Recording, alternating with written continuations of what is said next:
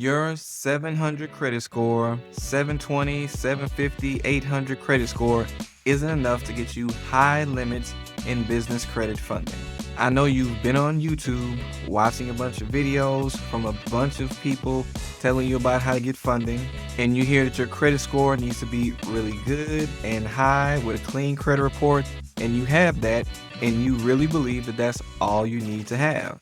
And also, a lot of you think that just because you have your business name and it's not a specific thing tied to a certain industry, or because you have your business phone number and business address, and maybe even you have a NAICS code that is not high risk, you think that that's all you need to get these high limits and high total amounts of funding for your business. And it's great that you have your score in a great place, but something you need to know is that even though you do have clean credit, perfect score, and you've gotten some good information from YouTube, that is not all what you need to know. Because of course, while there's a wealth of information on YouTube, everything that is to be known and to be had that would go into getting funding is not going to be out there on YouTube or Google or Instagram or wherever you get your information from. So today we're going to talk about the type of results I've seen prospects get without doing the extra work that goes into getting funding, but still having high credit scores and clean reports. And we got to talk about what you do need to do in order to optimize yourself and be ready to get those higher amounts of funding that you are trying to get for your business. So let's talk about really quickly what people usually see when they just go in trying to get funding for their business and they do have a high credit score and clean credit. We can take into example a recent client of mine named Joe. He had a credit score that was above 770 on average between 3 bureaus. He had no collections, no charge-offs, no late payments, no bankruptcies, none of the negative things that would usually be holding a person back credit-wise. He even had a long credit history, so that wasn't an issue either. Not to mention, he was also getting higher limits on the personal side as far as credit cards go, getting as high as 30K on an individual credit card. And again, that is just a personal credit card. So seeing this of course led him to believe that, okay, my credit is good. I get high limits on the personal side. That's all I need to do. He already had, a good NAICS code to use. He had a good business name to use as well. And he went in to start applying for some funding, and he was getting denied at banks that he already had relationships with and getting lower limits at others. And by low limits, I mean in the $3,000 or under $5,000 range for a business credit card. So even with that perfect credit and high limits on the personal side, it still wasn't enough to get him 100% approvals, nor was it enough to get him higher limits on the business side. So that brings us to the next point. What is it that you need to do so you're able to get those higher amounts of business credit and higher limits on business credit cards? I'm going to show you how to do this by explaining to you the method that I use, the FUND method, FUND, in order to help my clients get optimized to get those higher amounts of money, which is how Joe was able to achieve over $100,000 in business credit in a short amount of time. Now, that particular step is focused on foundation and readiness. Now, this is where you're looking to see if your credit score is good, if you have a clean credit report, if you have, no late payments, no collections, charge-offs, bankruptcies, none of that stuff. Looking at the amount of accounts you have on your credit report, looking at the average age of your credit report, making sure that you have a long history of credit, making sure that your business has a name that is not one that is high risk, that you have a NAICS code that is not high risk. Make sure that you do have, a business address, business phone number, business email address. Those things do help. Business website. All of those things can play a role in setting the foundation and everything looking legitimate for your business. Now, the problem is most people just look at this area right here and then they stop. They think they've done all they need to do, and then they don't go into the other extra things that are also important to help and ensure that they get those higher limits.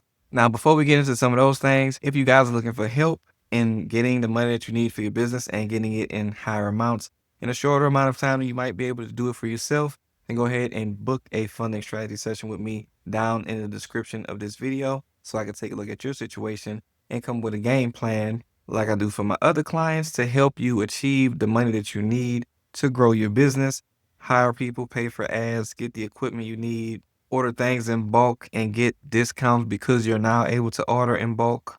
And stop using your personal money and your personal credit to fund your business. Let your business have its own funds so that it can sustain itself versus you dumping all your cash and credit personally into the business. And also like this video if you're getting value so far. Now, the next step is going to be the U for underwriting optimization.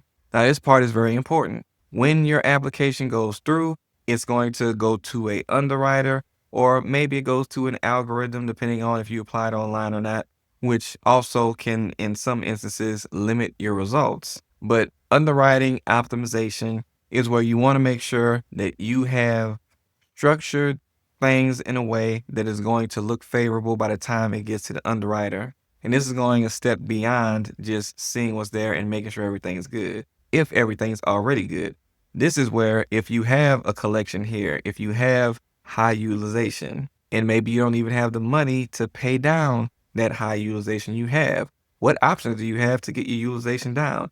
Do you know how to get your utilization down to an ideal number, which is anywhere between 3 to 9%, even if you don't have the cash, the extra cash available to start paying those things down? These are where things get a little bit tricky in trying to figure out how you can get your credit to look how it needs to look. Because if you just have, a collection or two out there and you're thinking that maybe you can just send a dispute real quick and it'll come off, that's not always going to be something that's going to work for you guys. And then I've seen, even from past clients coming in the door, in one instance telling me that they just had, one thing hurting their credit. And then I take a look at their credit and I saw with this specific person, like 28 different negative things on their credit report hurting their credit score, which was the reason that they had been getting denials and high interest rates and things like that. But they just thought one out of all of those things was affecting their credit. But being able to work through those situations, whether it's utilization, whether it's negative items, and what to do to get these things done quickly is what you would want to do in this phase. Let's say you don't have enough accounts reporting on your credit report, or maybe you don't have any higher limit credit cards on the personal side. Knowing what cards to go to that actually offer higher limits, or knowing if you should go and add accounts to your credit report or not, because it could hurt your chances of getting approved for the business funding because you just applied for one new account on your credit report, or maybe you needed to get 4 or 5 new accounts on your credit report, but now you've done some damage to your credit profile altogether, and now you actually can't get approved for funding.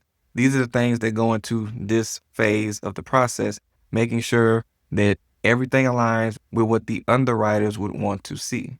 The next step is N, and that's navigation through approvals. Now with that, what you're doing is, this is you putting in the applications for business funding. Now with this deals with, first off, knowing what you can and can't put on the application, knowing what numbers that you put on the application that actually trigger requests for documentation. And that would be you providing, bank statements, tax returns, things like that. In the applications that each bank are usually going to ask for similar information, but a lot of these different banks have different information that they request, which might not be so obvious as to, what you should put on them or what you can or cannot do. Knowing what you can project for your revenue on an application. And then beyond all of that, knowing what is the best order to go in with the banks, because when you're going to put in these applications, you're getting inquiries, right? And knowing what banks are going to check which bureaus is important. But also, once you get those inquiries and stack them up, what are you going to do about those inquiries?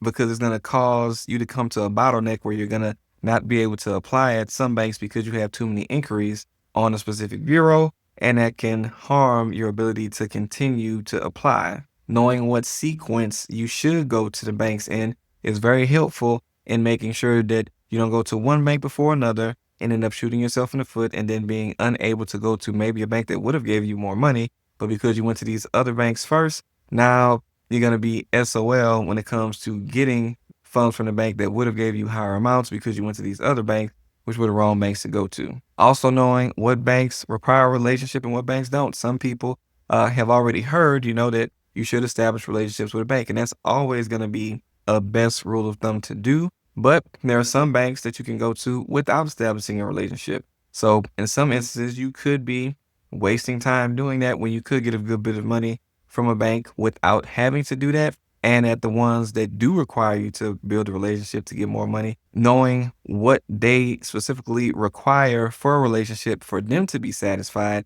is very important, because not all banks just want you to open a bank account and put money in there. In some instances, you might need to actually have some activity going on in that bank.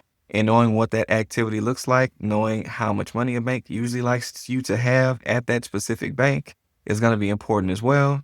So all of these things combined in this phase of the process, navigating through approvals, is again one of the layers to the process of making sure that you are going to be able to get the most out of your application when you go and apply at the banks. In addition to having the ability to also not just apply online in some instances where it makes a difference, also having a specific banker to go to also can be helpful. And then especially if that banker is not one of the regular ones that you would find in a branch, as there are some bankers that you have to have a certain larger relationship established with the bank, meaning more money in the bank, more assets at the bank, to even be able to talk to some of those bankers.